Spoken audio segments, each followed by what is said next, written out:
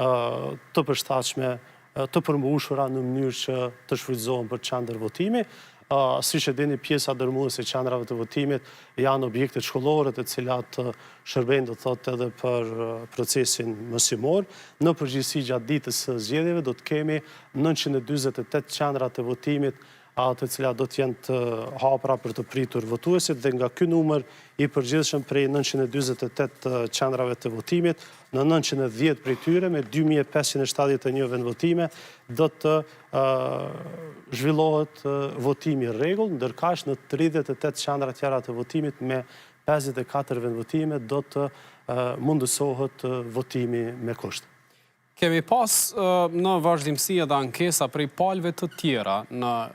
këtë proces të fushatës. Ta zëm, është ankuar Federata e Basketbollit të Kosovës, që palestrat janë bllokuar për shkak të procesit zgjedhor, do të shfrytëzohen si qendra komunale të numërimit. Shumica prej tyre janë shtyrë ndeshjet, është ndalur aktiviteti i sportistëve, stërvitjet dhe të tjera. Kemi pas propozime nga ana tjetër prej njohësve dhe monitoruesve të procesit që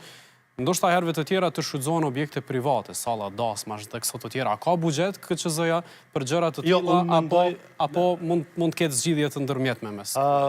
Mendoj se kjo nuk është çështje buxheti, por më shumë çështje e seriozitetit të procesit, sepse vendosja e qendrave komunale në palestra sportive publike do të thotë bëhet me qëllim edhe për shkak të besimit të qytetarëve në procesin zgjedhor. Dhe natyrisht se mirë kuptojmë sigurisht se sa vendosja në një objekt privat pa paragjikuar asnjëherë, por konsiderojmë që është më serioze dhe përveç kësaj, vendosja e qendrave komunale të numërimit në palestra sportive është edhe një detyrim ligjor që del nga ligji për zgjedhjet e përgjithshme i miratuar në vitin 2023 nga ana e Kuvendit të Kosovës. Në çdo komunë të Republikës Kosovës do të kemi nga një qendër komunale ku do të bëhet numërimi i votave të kandidatëve për deputet dhe verifikimi i rezultateve që plotësohen në vendvotime nga ana e komisionerëve, anëtarëve të këshillave të vendvotimit, pra rezultatet për kandidatët për kryetar komune dhe rezultatet e subjekteve politike nga zgjedhjet për kuvende komunale. Edhe njëherë,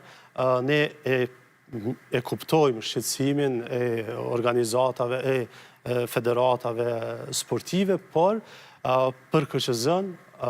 caktimi i këtyre qendrave komunale në palestra sportive është domosdoshmëri edhe për të përmbushur detyrimin ligjor që e kemi për të organizuar procesin zgjedhor, i cili është një nga proceset më të rëndësishme që ndodhin në një shtet.